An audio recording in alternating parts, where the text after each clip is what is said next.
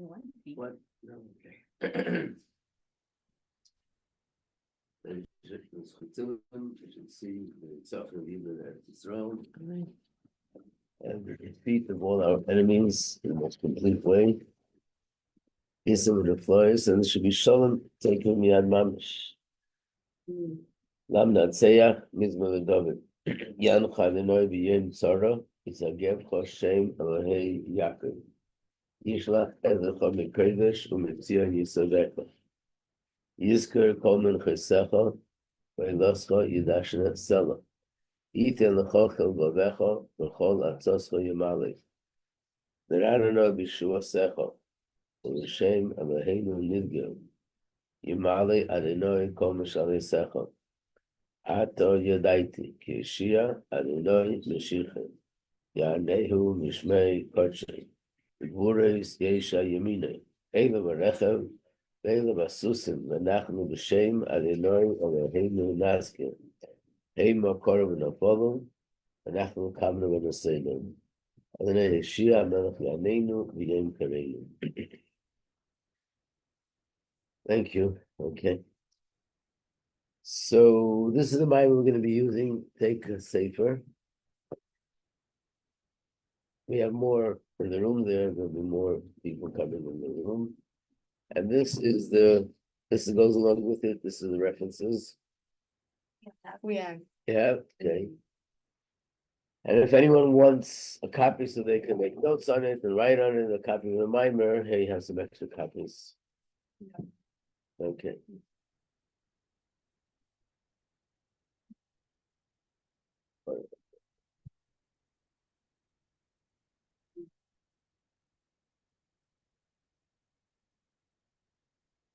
Okay.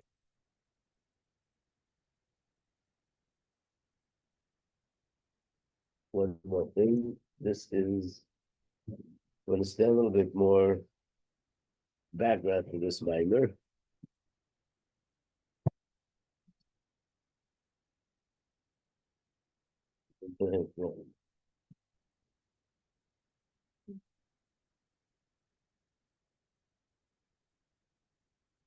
Good morning.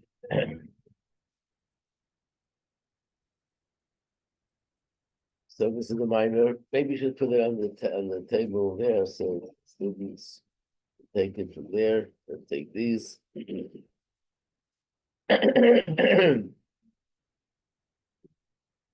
This mimer is an exceptional mimer, and that has to show that I'm making the judgment of which mimer is exceptional compared to another mimer. Exceptional in what way? So let's look here at Hayom Yom Ches Tammuz. Hayom Yom of the 28th of Tammuz. So it says like this: each of the Rabbeim, each one of the Chabad Rabbeim, had Maimorim designated especially for the purpose of purifying the atmosphere. In other words, we know that there's a big problem in the world today with air pollution. And you have air purifiers in your home, place of work, to purify the air. This is a spiritual air purifier, and also it's not for the home or for the place of work or even for the neighborhood. This is an air purifier that has an effect on the entire world. And each Rebbe, this generation, had a very specific mimer that he would say for that purpose.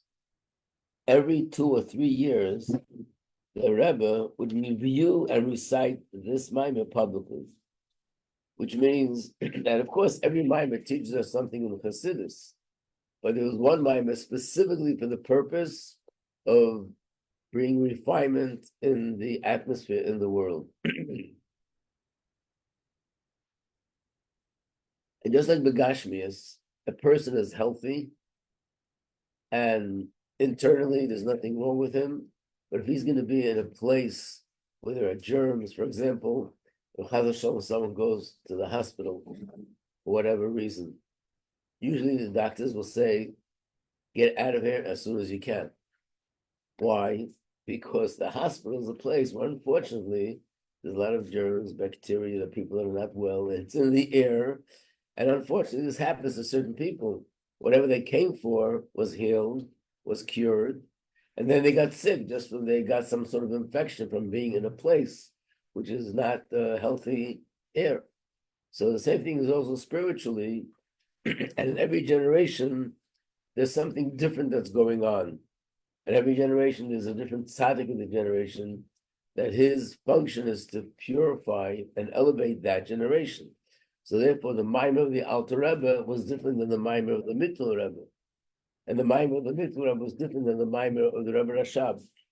So here he says, one of the special Maimer, obviously there's more than one, that the Alter Rebbe was the Maimer called Hicholzu. And this Maimer is printed in the Kuti Torah. So this is one of the Maimer that Alter Rebbe would say every once in a while for the purpose of purifying the air. The Mittel Rebbe, his Maimer begins with the words Yof Esha Achas. And this is the subject which is found in the first 10 chapters of the Maimer in Derech HaChaim. That's a sefer, which is Mittel Rebbe's sefer. Tzemach Tzedek had a Maimer that began with the words Matovu. It's also printed in the Kuti Torah. And then the previous Rebbe said, one of my grandfathers, my Maimer, is Mi Kamocha. One of my fathers is V'yadaita. So Mi Kamocha, this is the Maimer that we're learning now. This is one of those Maimerim. That's what I meant when I said that it's an exceptional Maimer, that this Maimer was the Maimer that he would review every few years for the purpose of purifying the air. So we'll start here in this book. A lot of it is introduction. So the beginning is on page 21. We're using the book, which is the Hasidic Heritage series. And in English, they call it True Existence. So anybody's listening and wants to get the Maimer, in English, they gave it a name, True Existence.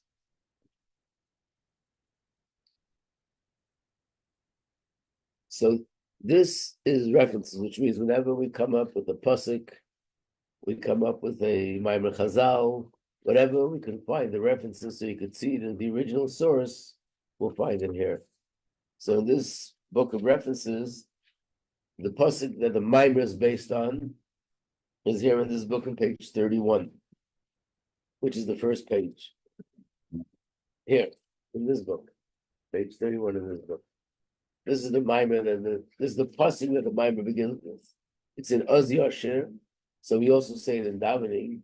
Mi chamecha be'elam Hashem, mi kamecha neder b'kedesh. Who is like you? Tirgum Yenison in a chumash which is called Nekrois Gedolos, the one that has all the Mefarshim, you'll find that there are 3 translations to the chumash in Aramaic. One is called Onkelos, one is called Tirgum Yenison, Ben Uzil, and one is called Tirgum Yerushalmi. Tirgum, the word Tirgum means translation. It was translated into Aramaic that people understand. The one that's most commonly known is called Onkelos. Not only is it commonly known, but in the halacha, a man is obligated every Friday to review the whole parsha by saying each pasuk twice, and then saying the translation of Onkelos once. But there are 2 other translations. One is called Targum Yenison Ben Azil.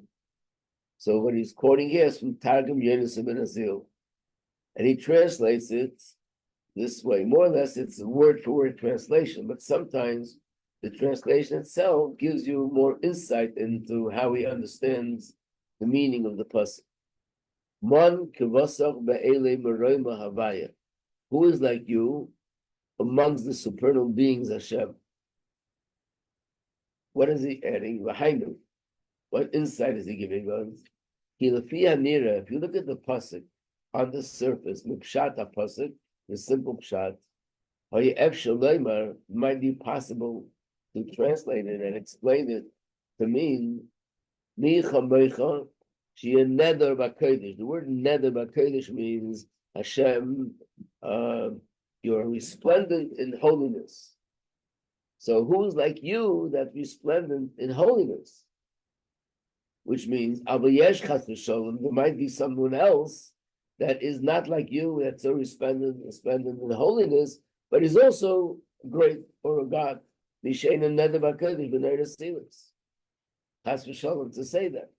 That Tirgum, that's why he translates it Min Kivasach Ve'ele Miroima, which really, what does that mean? Al derech mashikosav ein oid milvadi.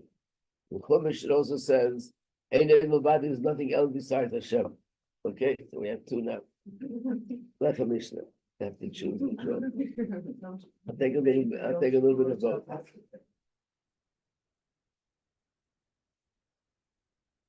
Thank you.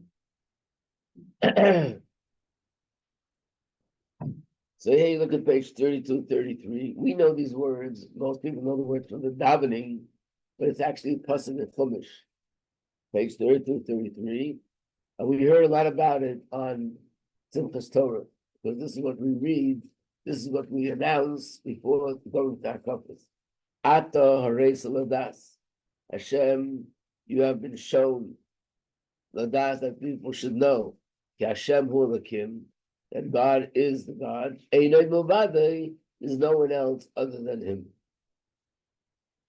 So what he's saying is that these words, Hashem, is the same like Ein Oid Milvadei, which means we're saying nothing else exists besides Hashem. Then he says, Lazet Tirgum, yeah, well, Unkelis Tirgum, the other Targum, which is called Unkelis, if you're familiar with Unkelis, Unkelis was actually a nephew of the Roman emperor. So he was born as a non-Jew, and he was not only a non-Jew, but he was a nephew of the Roman emperor. And he was looking for a way of life, and he's the one who ended up becoming Jewish.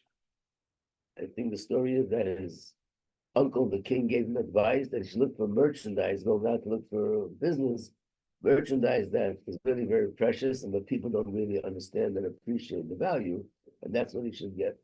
So he found Yiddishkeit. And here's the story with him is that he sent a group of soldiers, when he found out that he converted to Judaism, he sent a group of soldiers to bring him to the palace. And the group, and not only he didn't come, but the soldiers never came back. We found out when the soldiers came, they engaged him in conversation, and they all decided to convert also. They all became Jews. So he sent a second group of soldiers. The same thing happened. They got into a conversation, and they all decided to convert to Judaism. Then I think he sent the third group. They said, don't have any conversation with him, just take him and take him. So he did that. They just grabbed him, took him out. Before he stepped out, he kissed the mezuzah.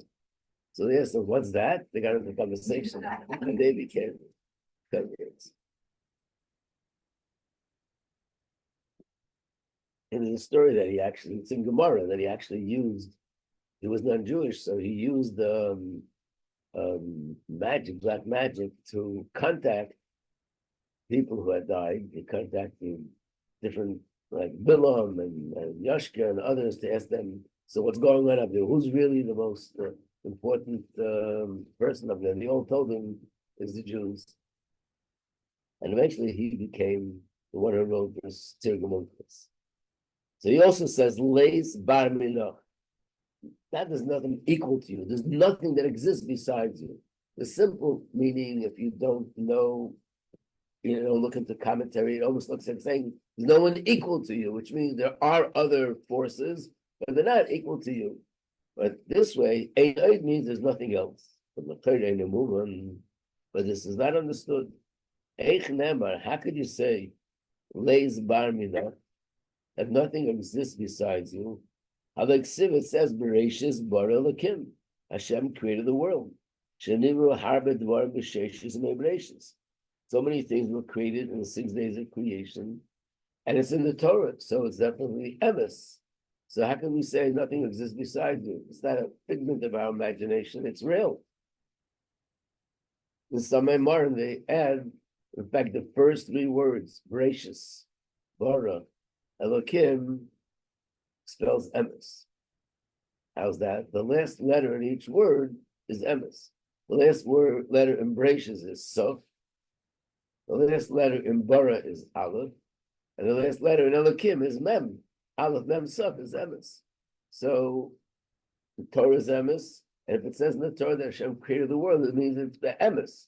So how could it say in another place in the Torah that nothing exists, only Hashem? Page 22, 23. We can understand this by first prefacing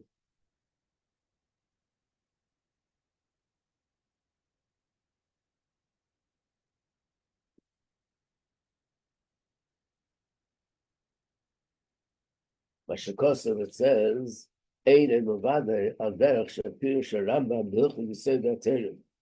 look into the Rambam, and the Rambam, he explains these words in the book of Halacha. Perek Aleph, in the first chapter of Yisei Torah, means that's the book that talks about the fundamentals of Torah, fundamentals of Yiddishkeit. The first chapter, Halacha Daled, based on the pasuk Hashem Elokim Emes. Here you have the pasuk in the booklet on page 36, where it says these words: Hashem Elokim Emes.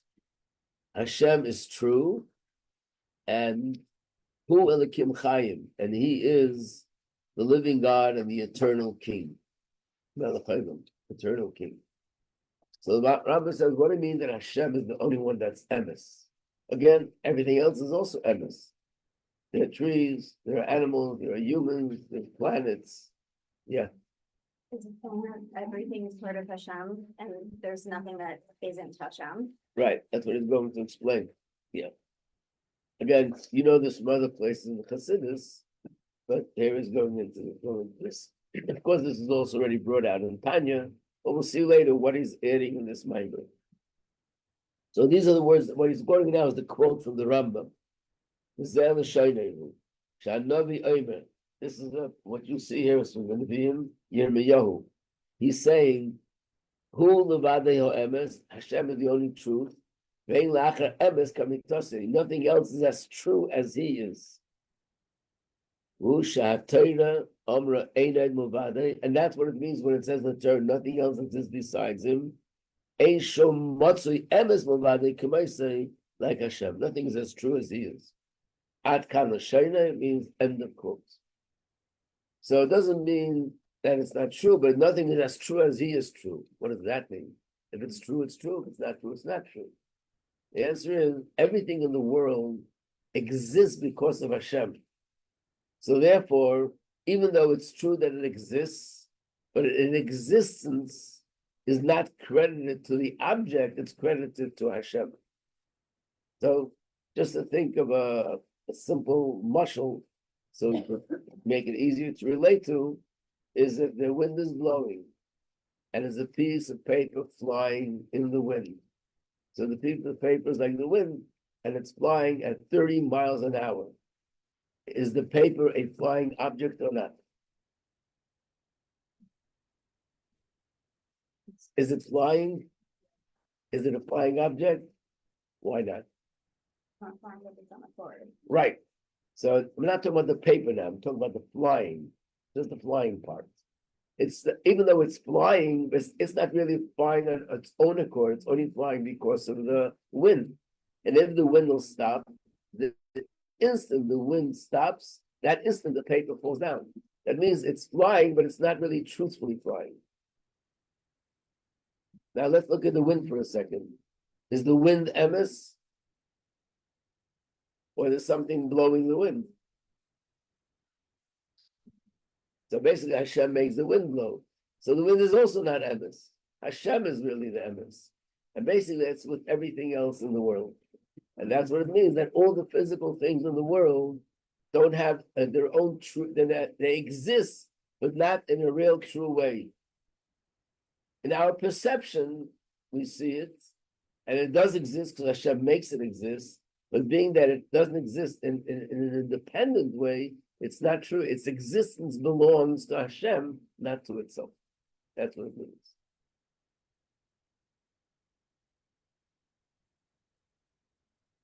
Hainu, there goes a little bit deeper.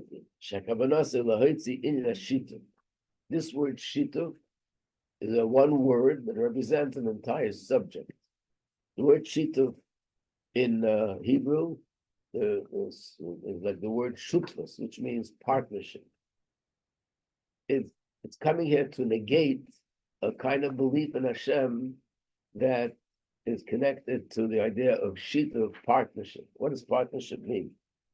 Ramah Be'er Chaim, Seif Siman Kuf Memvav. Ramah is the author of the Shulchan Aruch. As you know, the Shulchan Aruch was written by Rabbi Yosef Karoi, but then on the Shulchan, every halacha in the Shulchan Aruch that the Ramah has something to add or disagrees, it's written in smaller words. So the Shulchan Aruch has both the opinion of Yosef Karoi, who was Sfardi, and the opinion of Rav Moshe Isserlish, who was the Ashkenazic halachic authority. And since they wrote this book, which is 400 years ago, this became the main book of halacha for every single Jew around the world. The Ramah and the Beis Yosef, Rav Yosef Karo. So Ramah writes, B'nai Noach ein muzarim al shituf, that B'nai Noach, which means non-Jews, are not commanded to, that it's prohibited for them to believe in shituf. They can believe in shituf, which means a non-Jew, one of the 7 mitzvahs is to believe in Hashem, not to worship idols. So if they believe in shituf, which we'll soon see what that means, is that considered idol worship or not? For a non-Jew, it's not, and for a Jew, it is. So that's what the Ramah writes, and he bases it on Tosfos, Perekam the Brachas, that Beis Seifam and Aleph, the Ramas Hashem Yischai Akum. That's the reference where it is. Shem Yischai Akum Shmuah, B'Sanhedrin Perek Zayin. This is the sources. Umaran Seif Perekam the Akum, page 24. Rabbi Yerucham Nesiv Yud Zayin Chelik Hey. These are all the sources. What do these sources say? That a non-Jew is allowed to believe in the concept of shituf.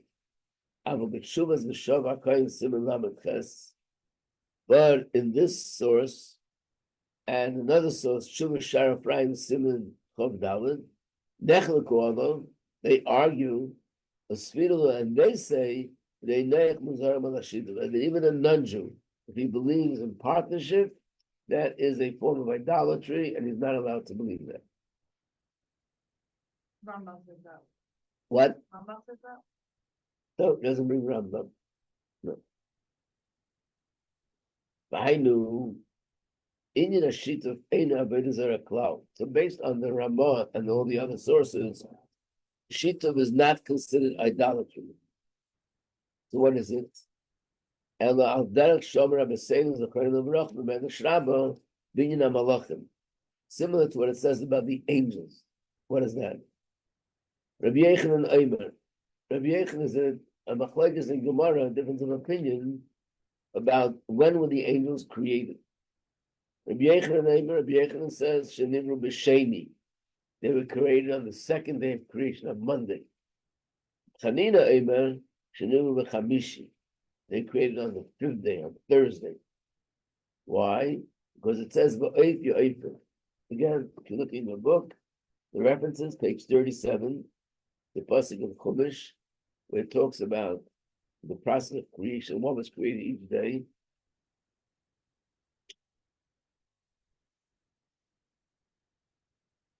And it says, on the 3rd day Hashem created the birds, and the birds were flying. So the Medrash says, Oif ze Michael. Yo'ofer ze Gabriel. We know that there are not only hundreds of thousands of millions of billions of angels, but actually it says in different sources that there are infinite angels. Nevertheless, amongst these infinite angels, we do know a few names of the angels, and amongst them are the names Gabriel and Michael. And why are they more popular than all the other angels? They have better company that does their PR for them, or what is it? No, it says basically that Gabriel is not just an ordinary angel. He is the head of all the angels that are connected to Gevurah. And Michael, he's the angel that's the head of all the angels that are connected to Chesed.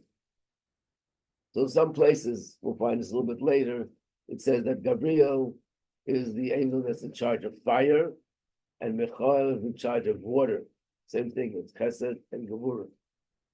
And the story in Chumash, for example, when it talks about the angel that came to turn over Sodom and destroy the whole dome with fire was Gabriel. That was the angel that came. So when it says here that the word oif, the birds flew on that day, Thursday, when it says it's referring to the angels, but they also have wings and they fly, of course, in a metaphoric way. So one of them refers to Michal, another one refers to Gabriel. Omer Eblulino Bar Tavrin. Bein al daita de Rebbe Chanina, bein al daita de Rebbe Yechanan. So whether he was created the second day or whether he was created the fifth day, Hakol Meinim, everyone agrees that the first day they were not created. In other words, no one holds the opinion that the angels were there the first day, either the second or the fifth. Why? So people shouldn't mistakenly think that Michal Mateach B'Dreimei, that Michal is standing on one side, he's standing on the south, and he's pulling in that direction. Gabriel B'Tzveinei, Gabriel is standing in the north and pulling in that direction, which, by the way, south and north is also Chesed and Gevurah. South is where the sun is shining and it's warm, that's Chesed. North is where it's more cold, that's Gevurah. HaKadosh Baruch Hu Mamad Be'emtza. So in the process of creation, the Hashem is involved and the angels are involved. One angel is pulling to the right, one is pulling to the left, and Hashem is balancing it out in the middle, and that's how the world was created. I know that Siv, Anechi Hashem Eisa Kurl Mi'iti, is a pasuk. I wonder if you put that down in here also. This pasuk, yeah. Page 38, Hashem says, who was with me? Means, me are Yeshutavimi, my submissions. Who was with me when I created the world? Nobody, no partners. I did this all by myself.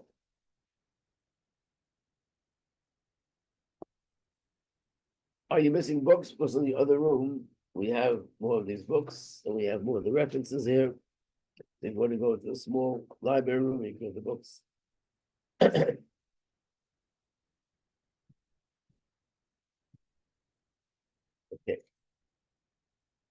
Nishma mizeh she'inyan hashita v'tochen gam ha'malachim Michal v'Gabriel she'em nevroim. That the concept of shita can even be applied to malachim, which means the holy angels, which are kedusha, and that has shown something associated with avodah zarah. Vim hayin nevroim barishan, had they been created for their creation, there would be room to think and to say that they were partners, chas v'shalom, b'ma'aseh bereshis. Lazen nivru b'sheni, oy b'chamishi. That's why they created Monday or Thursday. That you shouldn't say that they were also partners. So what would have it meant to say that they're partners? In Ken in a sheet of any avodah zarah. So clearly it's not avodah zarah. Shemach Hashem Nevrayim, basically we believe that Hashem created the whole world. And Hashem created them. They weren't around in the beginning. They were only created on Monday or on Thursday. So clearly they're not partners that Hashem needed them to create the world. So he says, you couldn't use the term of divinity for an angel.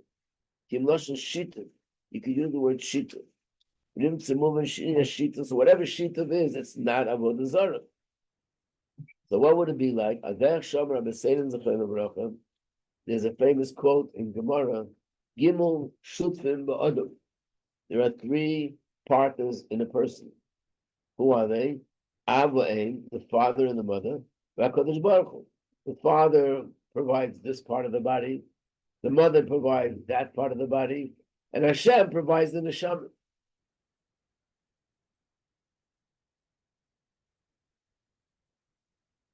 So here we use the term shutfim, partners. And chas v'sholom, we don't mean to say that Hashem, there's any kind of God or any kind of divine existence besides Hashem. So let's take this as an example. Even though the part that Hashem is as if to say there are three partners, each one has a third. The father contributes this, the mother contributes that, and Hashem contributes a third thing, which is the neshama. So even though the part that Hashem contributes, who are ikar, that's the primary thing, because Hashem gives the neshama. And it says, when the neshama leaves the body, then the part that the father and the mother contributed are lifeless. They're like a rock. Page 26, 27. And you can't even compare it to what Hashem contributes. Hashem contributes life. Nevertheless, Hashem nevertheless grants them honor. Honor your father and your mother. Why do you honor them? Because they brought you into the world, but Hashem brought me into the world. So nevertheless, even though Hashem is the one who brought me into the world, we're obligated to honor our father and obligated to honor our mother, because Hashem brought me into the world through them, and they're considered partners in that sense. But it's not chas v'sholom idolatry. It's not acknowledging any kind of divine force other than Hashem. Kamocha is born of Yitz Hashem, as will be explained in the future, and they are called shutfim. So therefore, we can say the same about angels. Just like we say that Hashem, through the parents, brings a child into the world, and it's not a contradiction to idolatry. Not only that, you're supposed to say thank you to parents. You're supposed to acknowledge them. But it doesn't mean you're denying that Hashem is the one who's the creator. So too, had there been angels, their part in the process would be like the parents, and they're also, this one is creating fire, this one's creating water, but it's Hashem creating it through them in the same way, but they were considered partners. That's what it means.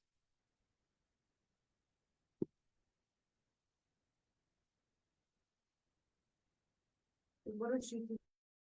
Something was on a top partner, but it's like the begin for in essence, it's an angel. I mean, this is a big question. Why do you say thank you to someone? We know that saying thank you is part of Torah. In fact, not only is it part of Torah, it's one of the most important lessons in Torah. How do we know it's one of the most important? How do we measure it that way? Because the Rebbe says very often, Seder in Torah is also Torah. Which means the order that things are found in the Torah is also significant. It also teaches us something. So naturally, there are certain things which the Torah tells us the first thing. Certain things we find it later. Certain things we find all the way at the end. Not chas v'sholom, it's not as important, but there's something outstanding about those things that the Torah makes a point to tell it to us right away. One of the first lessons in the entire Torah is the story we had last week with Adam Arisha. That Hashem said to Adam, "Why did you eat from the apple?" Not apple, chas v'sholom. Why did you eat from the tree? It wasn't an apple. It was, according to some opinion, it was an esrog. Some opinion, it was actually wheat. But what Hashem said, the version apple is not a Jewish version. Yeah. No, not from Torah. Sorry. So the answer Adam Rishon gave, this woman that you gave me, she convinced me to eat from the tree. So Rashi says, what he did now was kofui tova, which means Hashem did him a kindness, and he said, I'm going to give him a wife. That'll be someone that would help him along in life. And instead of the thank you, he says, he blames, as if to say, Hashem, it's your fault because you gave me this woman. So that means that this attribute, this character trait, which is called to be makir tov, and not to be kofui tova. I don't know how to translate kofui tova in English, but the positive is makir tov, to acknowledge and show gratitude. And kofui tova means the opposite, to deny the gratitude. And that's one of the first lessons. So why am I saying thank you? You didn't do anything, Hashem gave it to me. And the answer is because people have free choice. And therefore, I have to say thank you for them doing making the right choice. But it doesn't mean I'm denying that Hashem was there. So what is it? Yeah, like you say, it's an agent, shliach, a keli, a tool. It's Hashem doing. It's a conduit, but it's not in any way chas v'shalom recognizing anything other than Hashem. And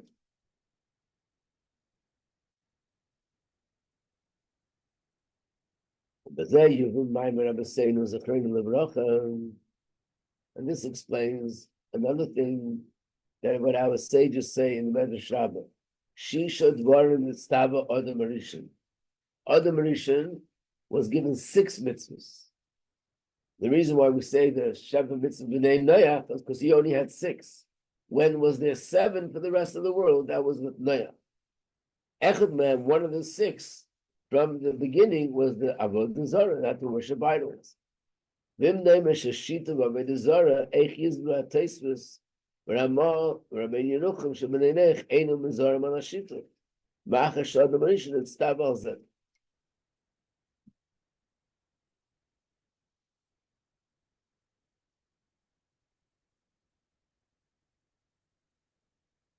Being that Adam Rishon wasn't allowed to, he was prohibited to believe in avodah zarah. That was one of the things. So how can we say that B'nai Noach are in any way different? This is something which was established already in the times of Adam Rishon.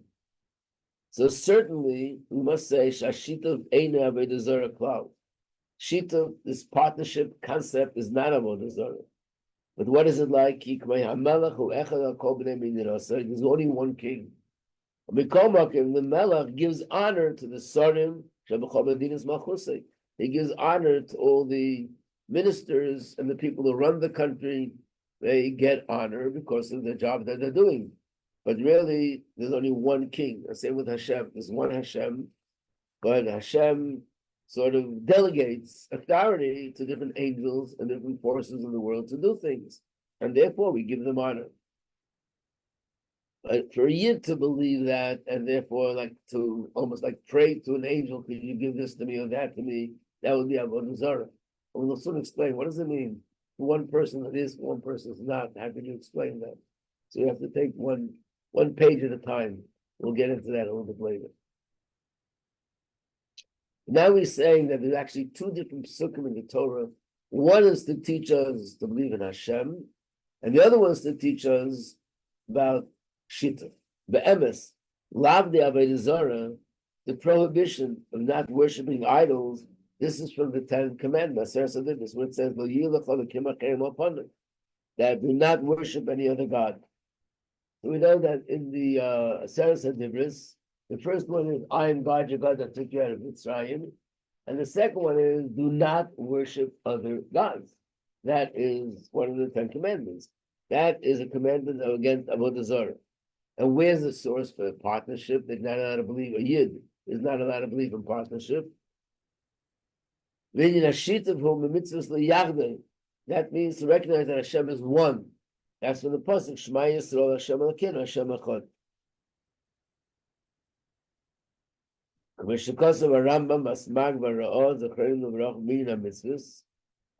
the Rambam also writes this, that Shema Yisrael is not just teaching that Hashem exists. That we know from the 10 Commandments.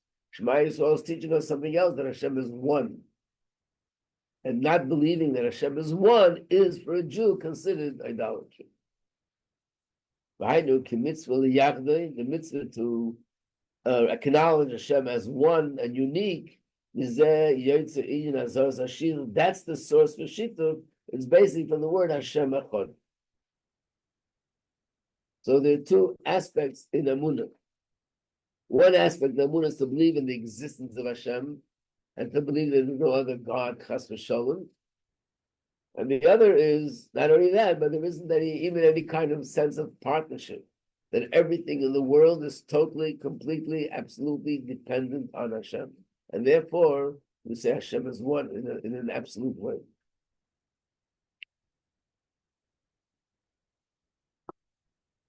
Stop here, and then page 29 starts a little bit of a new, goes a little bit further. This is what the mind is going to explain. There's some idea of the process of creation. What does it mean to understand better? What does it mean that Hashem is one? Okay.